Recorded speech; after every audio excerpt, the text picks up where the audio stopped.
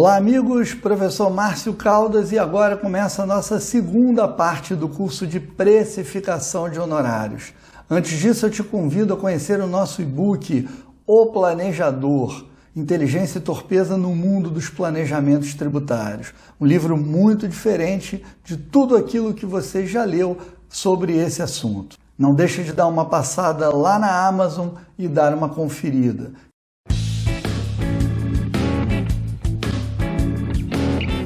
Começamos a segunda parte da aula sobre precificação de honorários e está na hora de discutir o mercado de inserção. Você está inserido dentro de um mercado que pode ser local, regional, nacional ou mesmo internacional.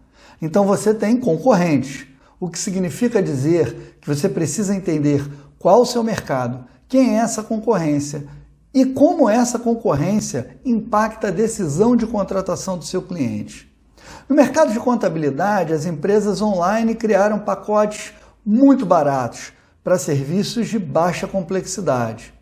Então não adianta reclamar porque um professor de pós-graduação, por exemplo, tem aquela empresinha de treinamentos que emite só 2 notas por mês e ele estará em busca mais de preço do que de atendimento personalizado. E dependendo do porte da empresa, o cliente estará preocupado mais com o perfil consultivo do escritório do que apenas com a escrituração contábil tradicional. Você tem que estar atento àquilo que o seu cliente quer e o que o seu cliente procura. Veja o mercado de marketing, outra área de imensa abrangência. Antes havia uma concorrência muito mais local ou regional, com a contratação de agências de publicidade da sua cidade. E agora, com a disrupção do mercado, o marketing digital tornou tudo praticamente nacional e, dependendo do cliente, internacional. E, por outro lado, a falta de regulação fez com que entrassem players muito mais baratos. Imagine agora que você é um advogado que atua na área civil e direito de família. Seu mercado será provavelmente muito mais local, atuando na sua cidade e concorrendo com os advogados também locais. Agora, se as suas causas cíveis forem ligadas a um contencioso de massa, cuja petição é quase um modelo padrão, você terá a concorrência de grandes bancas de advocacia que atuam nessas causas, funcionando quase que como uma linha de produção, o que pode te trazer maior concorrência com bancas que tenham presença regional ou mesmo presença nacional. Trabalhando com tributação, uma especialização em ICMS pode torná-lo um expert regional, enquanto um tributarista que trata de planejamento tributário tem concorrentes por todo o país e, por vezes, fora dele. Compreendido seu mercado, você precisa entender onde está inserido.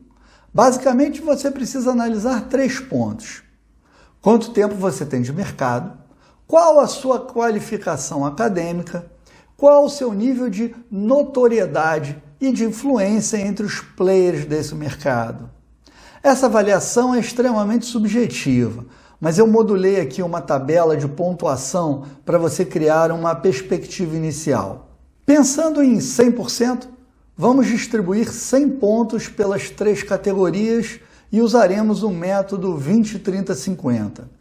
A primeira categoria leva 20 pontos no máximo, a segunda no máximo 30 e a terceira no máximo 50 pontos. Vamos lá, quanto tempo você tem de mercado? Se você tem menos de 5 anos, nota 0. De 5 a 10 anos, 10 pontos. E mais de 10 a gente totaliza os 20 pontos. Qual a sua qualificação e imagem acadêmica? Se você tem apenas uma graduação, não leva ponto nenhum. Se tem uma especialização ou mestrado, 15 pontos. Agora, se você já tem um doutorado ou é professor na área, os 30 pontos. E como última pergunta, qual o seu nível de notoriedade e ou influência entre os players do mercado? Aqui é decisivo. Estamos falando de networking relevante. Penetração nas mídias sociais, convites para dar palestras, networking com empresários executivos, boa entrada nos órgãos públicos, bom relacionamento com autoridades, Enfim, de acordo com a sua atividade.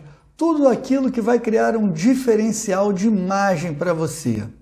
Então, se você é um iniciante com praticamente nada de networking, 0 pontos.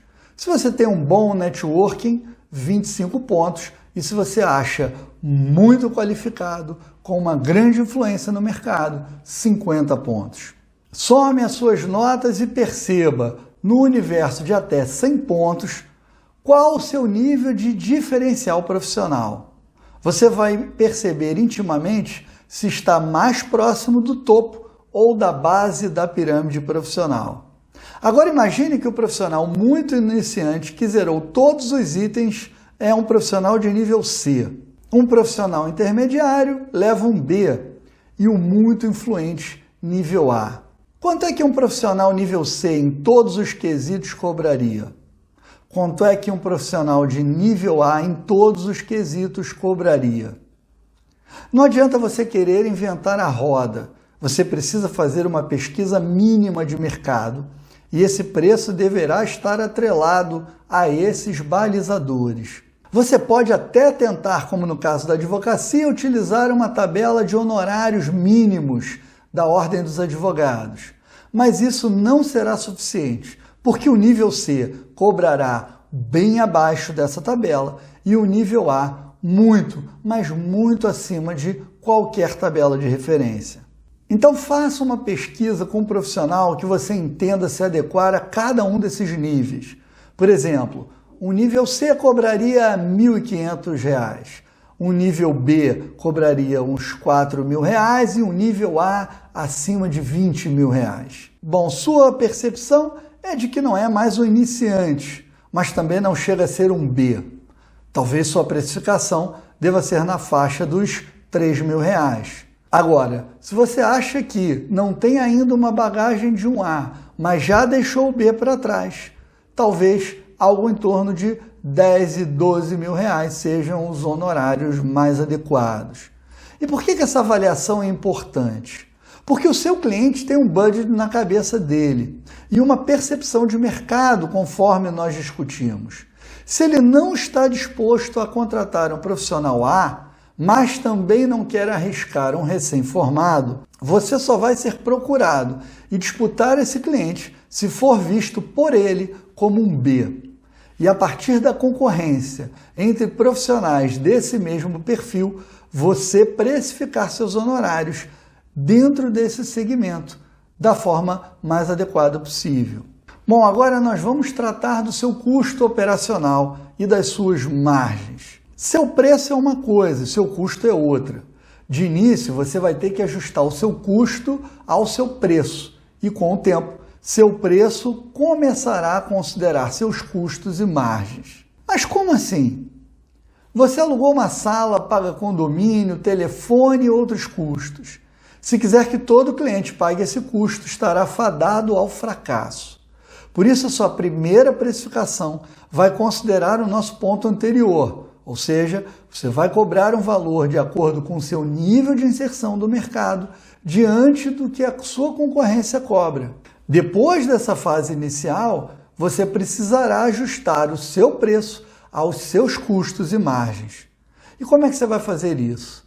Você vai pegar todo o seu custo, adicionar uma margem de lucro e o imposto a ser pago. Mas como é que você vai ajustar essa margem? Ou seja, o quanto é que deve ser o seu percentual de lucro? Essa é uma questão muito particular, mas via de regra, serviços mais especializados como a contabilidade e a advocacia trabalham com margens muito generosas quando comparado a um serviço de baixa produção intelectual ou um comércio. Na ausência de uma decisão, considere trabalhar com uma margem mínima de 40% e de uma margem de lucro máxima de 60%. Feitas as contas do custo, margens e impostos, do resultado que você encontrar, você vai dividi-lo pelo número de horas trabalhadas por mês. Por exemplo, em um mês trabalhando 6 horas por dia de segunda a sexta, em 22 dias úteis você terá trabalhado 132 horas. Bom, se seu custo mensal mais a sua margem de lucro, para a conta ficar fácil, for em torno de R$ 13.200, você tem um custo mínimo de R$ 100 a hora. Com isso, você vai passar a ter um valor mínimo, por exemplo, para cobrar uma consulta e vai poder calcular melhor o preço para cuidar de um processo, por exemplo. Quantas horas você vai gastar por mês, em média, para cuidar daquele processo ou daquele cliente? Para produzir uma campanha de marketing digital, quantas horas você vai gastar por semana? Quantas horas vai gastar para fechar uma contabilidade de determinada empresa? Agora, você vai poder ajustar seu preço com base nos seus custos e margens e depois sim ajustá-los com base no mercado. Então, se você estava cobrando R$ 1.200 com base na precificação do mercado, mas seu preço com base nos custos seria de R$ 1.400, você precisa conseguir aumentar o seu preço. E se o inverso acontecer, e você cobrar mais do que seu custo, ou mantém suas margens ainda maiores, o que seria o ideal, ou usa a gordura que você tem para ter um preço mais agressivo e mais competitivo. E diante desse cenário onde eu preciso aumentar o meu preço, mas ninguém quer pagar o que eu pretendo receber. Bom, daí você precisa retornar ao primeiro item e trabalhar melhor a percepção do cliente sobre você. Melhorar o discurso quanto à complexidade e ao processo necessário para atender o cliente, de forma que ele enxergue maior valor no que você está oferecendo. Se esse trabalho for bem feito, certamente você vai conseguir ajustar os seus preços para um novo patamar. E você vai precisar fazer isso constantemente, porque com o tempo o seu custo vai aumentar. Por exemplo, contratando uma equipe maior, mais especializada, mas o seu posicionamento no mercado também tende a se modificar. Para melhor se você investir em qualificação e imagem, ou para pior se você simplesmente parar no tempo. A questão é você estar sempre avaliando a proporção desses fatores. Ficou mais famoso e mais influente primeiro ou engordou a sua operação antes da notoriedade? Bom, definitivamente já entendemos a construção lógica do seu preço. E agora eu quero discutir um pouco sobre a forma, sobre o formato de contratação. De forma simples, você pode cobrar por demanda ou por contrato mensal. E o preço pode ser certo ou por percentual de êxito. Nada do que você já não saiba. O que eu quero te despertar são para os modelos híbridos. Imagine que você é contratado para fazer contabilidade. Via de regra, pode ter um preço fixo mensal. Só que, por vezes, você pode detectar formas de otimizar a contabilidade ou recuperar créditos tributários passados. Se você deixar para discutir essa questão depois de ser contratado para o serviço ordinário mensal, pode ter uma dor de cabeça tremenda. O cliente vai sempre achar que aquilo estava incluído. Então, atrelar um resultado percentual de êxito sobre recuperações de crédito desde o início pode ser uma ideia bem bacana. Agora você precisa defender um auto de infração de R$10 milhões e cobraria 10% de honorários. O cliente não tem caixa para isso. Pode fazer sentido um parcelamento, mas pode fazer muito mais sentido criar um contrato de partido mensal com uma carência mínima de 2 anos, por exemplo, de forma a se adequar ao caixa do cliente, gerar um valor para ele, que agora vai ter uma espécie de seguro advocatício, e ao mesmo tempo criar um fluxo mensal de pagamentos para a sua própria estrutura. Só que você precisa ter em mente que nos contratos mensais estabelecidos nessa base de ideia, no primeiro momento, o bônus será do cliente, já que você trabalhará recebendo menos do que esperava. Com o tempo, você vai receber muito mais trabalhando menos. Equilibrar esse valor é o que vai fazer você ser remunerado adequadamente, sem ter prejuízo, ou um pedido de rescisão quando o cliente tiver a percepção, e ele vai ter, que paga muito mais sem retorno imediato. Se ele entender que paga pouco para quase nunca usar, mas para potencialmente não ter que gastar uma fortuna no caso da necessidade de descontratar, você terá um cliente fiel por muitos anos. Imagine agora que seu cliente quer que você estruture uma campanha de marketing para depois implantá-la, ou quer fazer um planejamento tributário. A cobrança pode ser faseada, de forma a se cobrar pela análise e desenvolvimento do projeto, onde serão apresentados os custos de implantação, e depois pela execução. Dessa forma, você não corre o risco de entregar uma proposta definindo o que pretende fazer e o cliente levar suas ideias para um escritório mais barato. Nós discutimos tudo isso para você entender que, uma vez desenvolvida a rácio do seu preço em horas, você deve ser flexível e criativo para desenvolver abordagens e padrões diferentes de cobrança que criem diferenciais positivos e, ao mesmo tempo, possibilitem ao cliente te pagar com mais tranquilidade. Com isso, nós vamos concluindo esse mini curso sobre precificação de honorários. Se você estava esperando uma fórmula mágica para precificar serviços, já entendeu que isso não existe. Mas espero que esse guia possa facilitar a sua estruturação de preço com uma base mais sólida e uma estratégia muito mais bem definida. Te desejo muito sucesso e te espero no nosso próximo curso e nos vídeos lá do nosso canal. Um grande abraço!